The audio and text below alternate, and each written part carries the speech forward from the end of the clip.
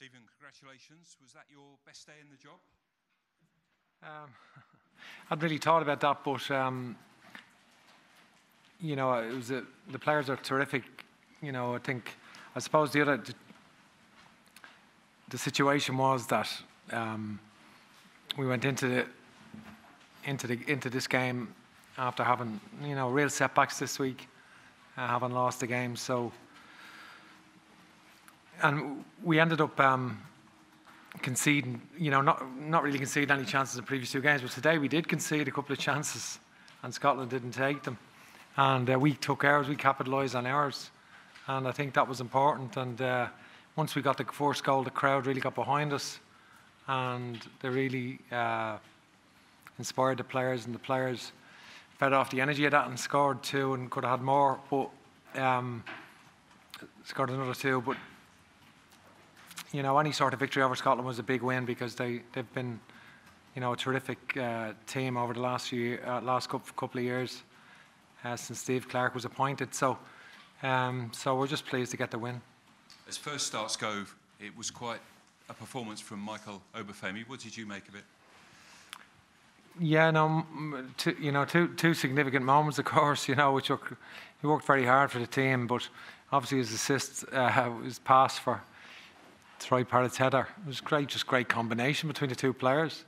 You know, terrific play, and his goal was really, you know, a moment of immense quality, and it was great to see that hit the back of the net, and you know, it lifted the stadium. You know, it was terrific. Gavin Cooney, please. Hey, just briefly, is he all right to play on Tuesday? He came off there. I don't know. Don't know yet.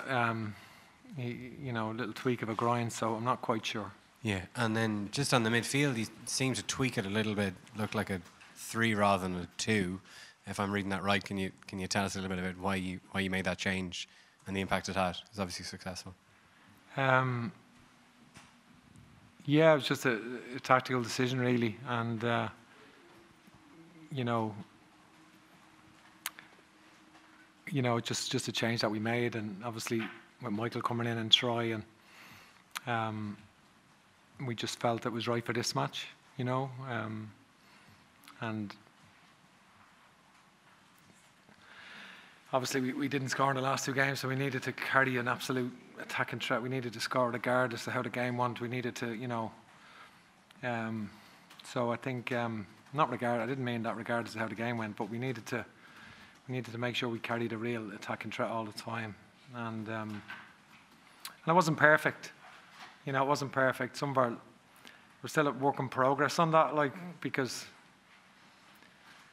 you know, we practiced that for the first 5 days of our camp, to be honest, playing like that as well. Like for some of the, you know, we've practiced playing like that because that's new for us, and we obviously know the 3-4-2-1 very well. And sometimes you're passing lanes between the high eights and the centre forwards. Players are still learning that, you know, they're in the same lanes a lot, and it's and then you don't get that fluidity, and it can be. But definitely, the front two performed brilliantly, really, as a pair, and you know, that was very encouraging. Neil O'Riordan, please. Hi, Stephen. Just on Michael, I know you said he'd improved like other attributes of his game, you know, rather than his traditional kind of obvious pace and whatever else. But did you anticipate that's what he was going to bring to the party in terms of that assist and I guess taking that shot on from that distance? Well, I couldn't have envisaged scoring a goal like that. But I think, having watched him play in the run of games, I watched him quite a bit towards the end of the season. His performances were the best of all our strikers. You know, his overall performances for Swansea towards the end of the season were the best of our strikers. You know, if I was to rate them, you know, they were very good. So it wasn't a surprise that he came in. And what was with Mike, you know, it's just the 4-week gap between 4 to 5 week gap between that and the first game, and then the fact that he'd not been in the squad before, and then trying to come in and integrate with the group, and obviously played for 2 halves or 2.5 hours, and then he came in then today, and so there was integration there to understand the way we play and so forth. But he you know, hopefully we'll see how he is for Tuesday, because obviously Tuesday, my mind is really, I've moved on already from the game as such, because my mind is firmly fixed on Tuesday against the Ukraine, and that's really at the forefront of my mind at the moment. And we have a few players that are looking like they're struggling a bit, and obviously Shane Duffy's suspended, and we're not sure about, unlikely to have the availability of Johnny Egan. So we have a few things to sort of get right for Tuesday. Dan McDonald. I know we spoke a lot about creativity and whether it's been enough, and the assist for Troy, does that just come easier because you're ahead in the game, or is that a little kind of spark that maybe been missing in the previous game? You know, we have had some good passages of play in the other games as well, but that was a moment of brilliance, must be said. You know, so you know, that was great.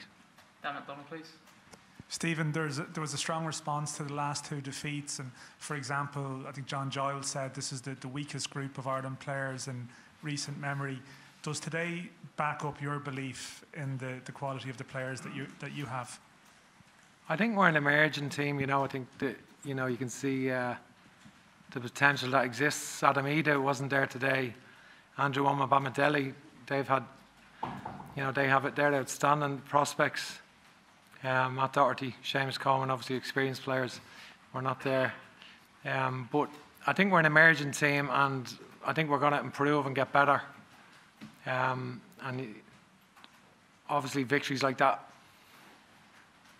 won't do the players' confidence any harm. You know, it's a positive. It's positive to get a convincing win against, you know, a nation like Scotland, who are ranked so highly and have performed well in the last couple of years, really well. So for us, it was just important to get that win. Damien Spellman, please. Stephen, you'd come in for some criticism after the previous two results. Does a performance like that provide personal justification for you?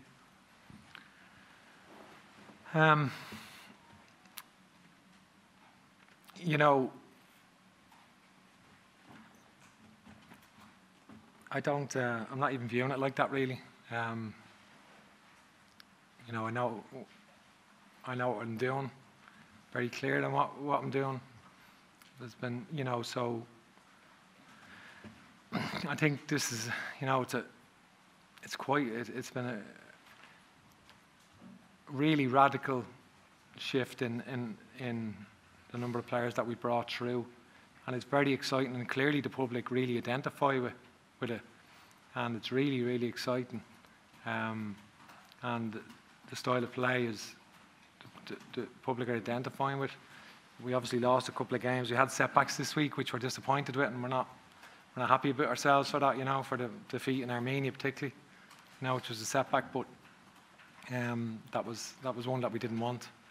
But we've got to switch on to the Ukraine now, because we've obviously got several players. Probably, I'm not sure. Michael obviously has to be a doubt.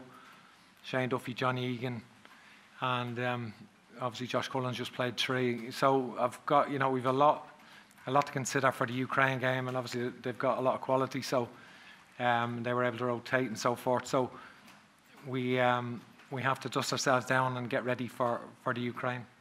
Jerry, to end the live section. Stephen, just one quick question. Much in comment was asked there. Personally, you have come in for a lot of, and I take it, and I've stated it publicly, online, whatever, in the papers, that you've come in for a lot of unfair criticism. How hard has the last while been for you privately?